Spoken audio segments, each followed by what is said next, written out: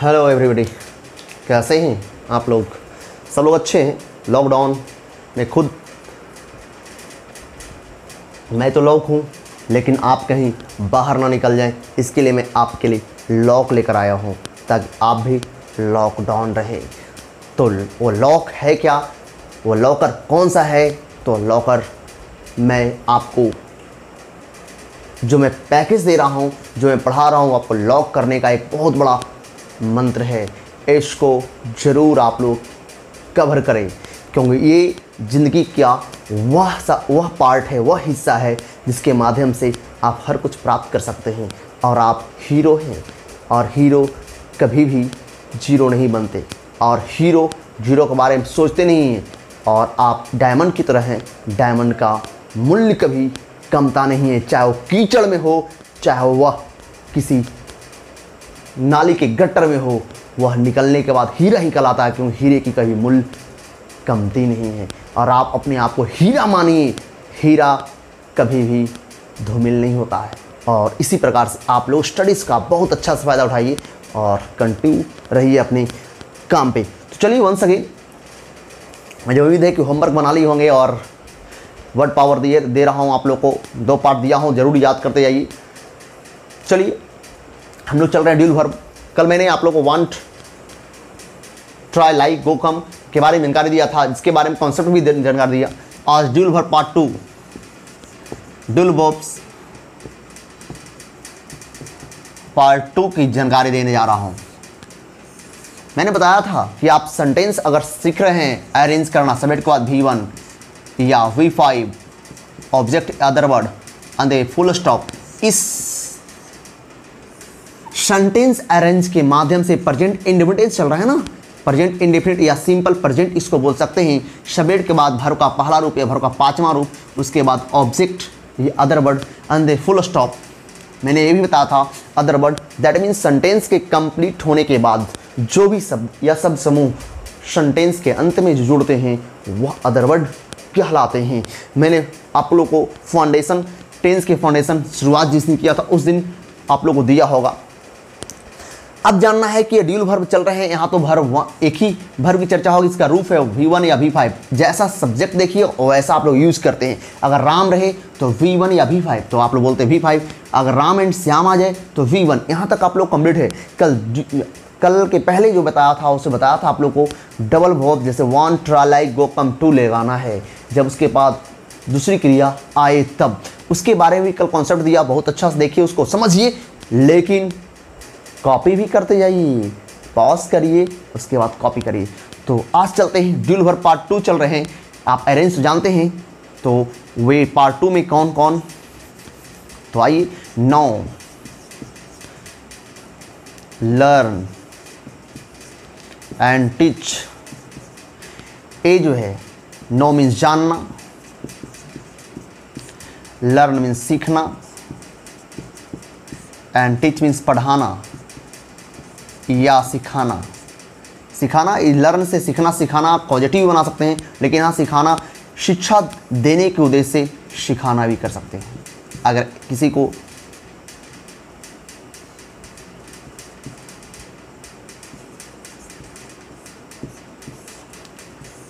को शिक्षा दे रहे हैं तो उसके अर्थ में सिखाना। जैसे मैं आपको अंग्रेजी बोलना सिखा रहा हूँ, तो वहाँ टीच का प्रयोग कर सकते हैं। तो शिक्षा देने के उद्देश्य से अगर कोई काम कर रहे हैं तो आप टीच का मतलब सिखाना।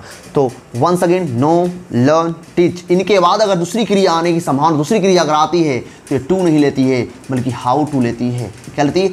और दूसरी क्रिया आने वाली हमेशा V1 होती है। Know, how to, learn, how to, teach, how to. आपका स्ट्रक्चर अलग अलग बन सकता है, नो का अलग बना दीजिए, लर्न का अलग, टीच का अलग, लेकिन एक जैसा कार्य करने वाले, एक जैसा अपने अर्थ, एक जैसा जो टाइप है, एक जैसा जो रखता है अपने आप को, शब्द या शब्द समूह को, उसके लिए मैं एक साथ अरेंज कर दिया। तो आइए, नो, लर्न, टीच, ये तीनों अपने दूसरी क्रिया को लेती है, तो लेती है how to.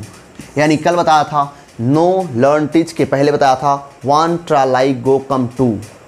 Want, try, like, go, come, to. One try like go come to, जब दूसरी क्रिया आती है तो want try like go come to लेती है। और ही बहुत सारे स्ट्रक्चर, बहुत सारे वर्ड का कमाल केवल है, बहुत सारे हजारों की संख्या बना सकते हैं, जितना भी आप इस्तेमाल कर सकते हैं। तो want try like go come to, जहाँ देखना नो लर्न टीच वहीं लगाना हाउ टू। याद हो गया? Want try like go come to, जहाँ देखना नो लर्न टीच वहीं लगाना हाउ टू। कब? जब दूसरी क्रिया आएगी तब, एक साथ दो क्रिया आएगी तब। One try like go come to, सुनिए, one try like go come to, one try like go come to, जहाँ देखना नो लर्न टीच वहीं लगाना हाउ टू। कब? जब दूसरी क्रिया आएगी तब। कब? जब दूसरी क्रिया आएगी तब। One try like go come to, जहाँ देखना नो लर्न टीच वहीं लगाना हाउ टू। इससे बहुत बार कंपटीशन में बहुत सारे क्वेश्चंस आए हैं, तो देखिए मैं बताता हूँ अभी। याद हो गया? नो लर्न टीच क्या लेगी? How to. जब दूसरी क्रिया आएगी तब। जब दूसरी क्रिया आएगी नहीं तो इसको लगाने की जरूरत है ही नहीं। आएगी दूसरी क्रिया तब इसको लगाने की जरूरत है, उसके बाद आने वाली क्रिया P1 हो जाएगी। याद रखिएगा, इसको लिखना है तो रोक लीजिए वीडियो को, उसके बाद लिखिए। आप इसका सॉल्यूशन तो जान रहे हैं, भूले नहीं है ना? चलिए तो हम लोग इसको एग्जाम्पल के माध्यम से सीखते। देखिए एग्जाम्पल,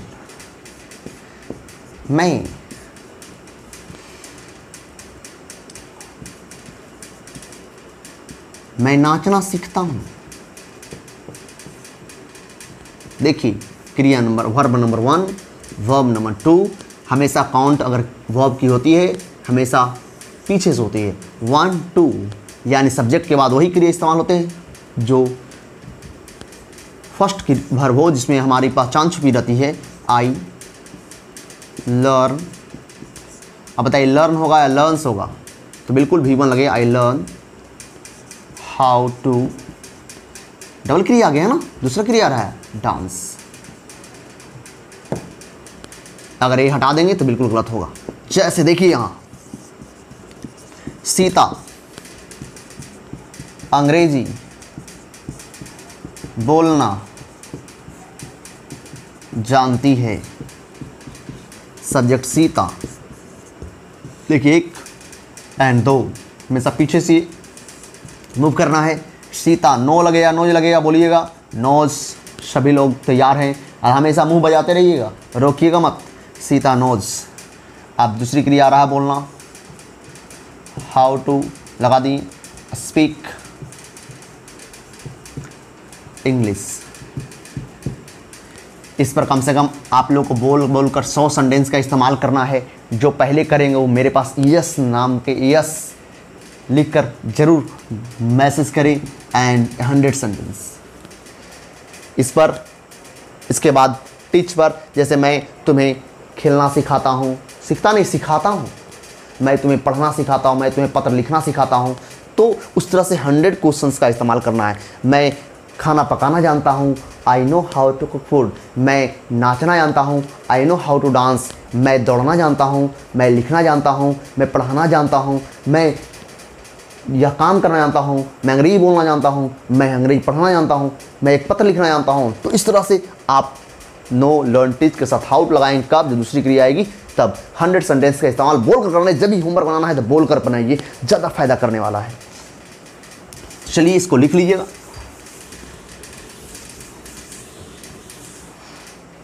देखिए, लेकिन सावधान भी रहें। अगर नो लर्न टीच के बाद हाउ टू लगाना आपके लिए अभी साफ होगा, आपके लिए बहुत ही घातक हो सकता है जब इसके बाद कोई नाउन प्रोनाउन आ जाए।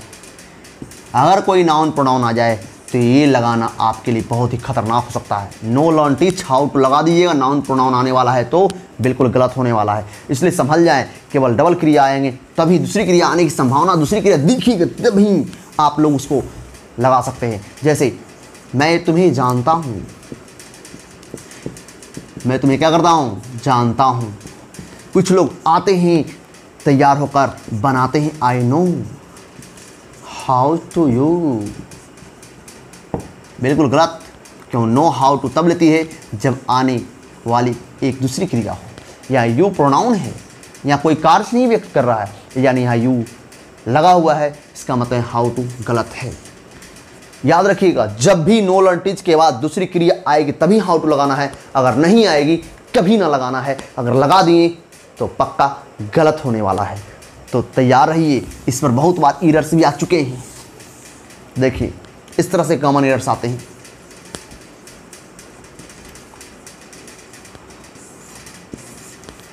She knows to play cricket. आप लोग को 2-3 नंबर के आते हैं।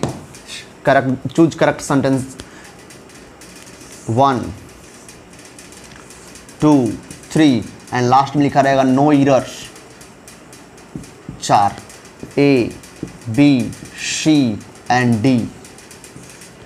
अब देखना है, there are 4 parts in this sentence. 4 parts इस सेंटेंस में है। If there is an error in first part your answer will be first. If there is an error in the second part, your answer will be second. If there is an error in the third part, your answer will be third. And if there is no error in the sentence, your answer will be fourth part. यानी D as no error, कोई गलती नहीं। आप यहाँ देखिए no। अब देखना है नो लर्न टीच, याद रखना वहाँ इस तरह से 1 trial I go come to, जहाँ देखना नो लर्न टीच वहीं लगाना है हाउ टू। अब हाउ टू लगता है कब, जब दूसरी क्रिया आती है तब चेक करना है दूसरी क्रिया आया है, बिल्कुल आया हुआ है, आया हुआ है, इसका मतलब टू नहीं हाउ टू लेगा। अब कहाँ लगाएंगे, तो यहाँ तो टू लगा हुआ है, तो आपका एरर यहाँ पे नो के बाद हाउ टू लगाना पड़ता है, हाउ यहाँ पे। तो मुझे उम्मीद है कि आप लोग इसको सीख गए होंगे, और सीखने के बाद आप लोग इसको प्रैक्टिस करना है। दूसरा क्वेश्चन ममता, देखते हैं आप लोग क्या करते हैं। ममता, मैं क्वेश्चन देता हूं, गलती दे रहा हूं, उसको सही चुनिएगा फटाफट। Mamta, learn how to write a letter. फटाफट चुनिए, लास्ट में नो एरर, कोई गलती नहीं। 1 2 3 and 4 A B C and D. जल्दी बताइए कौन में गलती है। बी में बहुत लोग मार रहे हैं, सी में मार रहे हैं। देख लीजिए, ममता सब्जेक्ट ठीक है, सब्जेक्ट का भर लर्न, ममता के साथ V1 लगता है V5। फंस गए चक्कर में, क्योंकि ममता के साथ V5 लगेगा ना बुआ, तो यही तो पहले गलती है। यहाँ लर्न नहीं लर्न्स होगा। उसके बाद डबल क्रिया के लिए हाउ टू तो आया हुआ है, यहाँ तो बिल्कुल सही है। टू के बाद V1 आया हुआ है, बिल्कुल सही है। और उसके बाद कंप्लीमेंट सब्जेक्ट आया हुआ है, तो गलती यहाँ थी। फिर से मैं गलती दे रहा हूँ, अब कहीं से भी दे सकता हूँ, जो प्रीवियस पढ़े वहाँ भी गलती दे रहा हूँ। पकड़िए, यहाँ तक बनाने सीख गए हैं आप लोग, बनाना सीख गए हैं, अब पकड़ना है कॉमन एरर।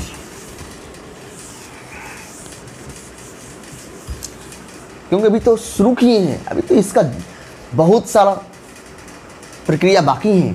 तीसरा शी,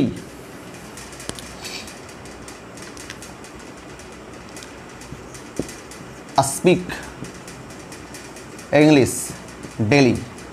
जल्दी बताइए गलती कहाँ है। जी स्पीक नहीं, क्या होगा, स्पीक्स होगा। ये तुरंत धरिए।